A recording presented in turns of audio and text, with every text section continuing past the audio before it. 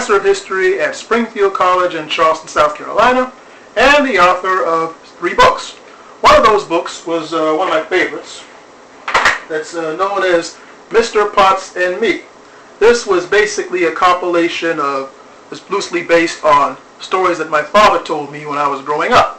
And I fictionalized it into this story about this confused young boy who grows up and befriends this elderly man in his community who gives them all this wisdom, who helps them into manhood. Now, let me ask you folks this.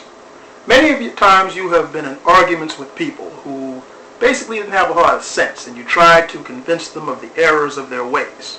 Sometimes that's an exercise in futility. And I illustrated that in the story in this book, Mr. Potts and Me, that I'm going to share with you that I think you will find quite interesting. Now, one day in the book, this little kid named Lucas Moore, he's out there with this old man, Mr. Potts, in the neighborhood. And Mr. Potts is fixing this lawnmower. So he says, "Hey, how you doing, Mr. Potts?" He says, "Oh, I'm all right. How are you?" "What's that you're doing?" "Oh, I'm working here on this lawnmower here. You want to learn how to do it?" "Yeah, sure. That's a good idea." So he goes in, he starts showing him how to work on this lawnmower. Then comes the neighborhood drunk, Franklin D. Spears. He comes around saying, "Clap your hands and stand up and cheer, because Franklin D. Spears is here." And so he says, "What?" And so the old man doesn't want to be bothered with this. He says, "What do you want now?" He says, "Man, let me tell you, I got me some of the best Mad Dog you can find. Hey, have a little swig of that." "Man, hey, come on now. See, number one, you know I don't drink, and you know there's a little kid here. You don't need to be doing that around these little kids." "Hey, well, I tell you what, I got some for him too." So the old man says, "Hey, look, you mind going on the side, going away for a minute, because I got to talk with this guy about something, and you don't need to hear this. I tell you what, I got a book about Jackie Robinson and the Tool Shed. Why don't you go over there and read that?" "Oh, sure, Mr. Potts," says the kid. So he goes over there and starts grabbing the book, but being a kid, he has to overhear what's going on. So the drunk man is out there cursing Mr. Potts, calling him everything but a child of God, as the saying goes. And the old man's just standing there with his arms folded. "Yeah, go ahead." And Lucas is surprised. He's like, "Dang, Mr. Potts isn't saying a word to the drunk." And he keeps on with this for several minutes. And then finally, the old man says, "All right, you through?" Drunk guy goes, "Yeah, I guess I was through, so what about it?" And he's like, "Good, now that you got that out of your system, get off of my property." And so the drunk man does that.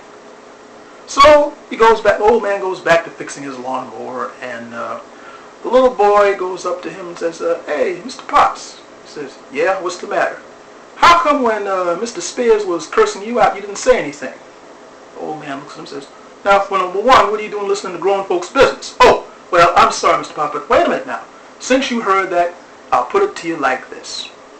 Let's say that you saw 2 men in the street." He said, "Okay, and?" "Let's say that one of the men goes up to the other and says, 'Hey, you know that purple cows fall out of green trees?' And let's say the other one was smarter and said, 'Nah, you was a fool, man. Purple cows don't fall out of no green trees.' The other was, 'You lie. Purple cows fall out of green trees.' And the two of them go back and forth for this for several minutes. Do you know what's going to happen?" The boy says, "No, what's that?" He says, "Somebody is going to walk up to these 2 men arguing and say, 'Look at those 2 fools arguing about purple cows and green trees.'" And so the little boy thought about that and says, "Do you know?" And the old man says, "Do you know what the moral of that story is?" He goes, "No, what's that?" He says, "The moral of the story is, wise men do not argue with fools, because if they do, you won't be able to tell the wise man from the fool." And ladies and gentlemen, I hope you find that interesting and a little bit of food for thought. Next time you get in an argument with someone who is clearly less intelligent than yourself, remember, it takes 2 to argue, and wise people don't argue with fools, because you won't be able to tell one from the other if they do. All that and more is in my book, Mr. Potts and Me, which is available at various bookstores near you or on Amazon.com.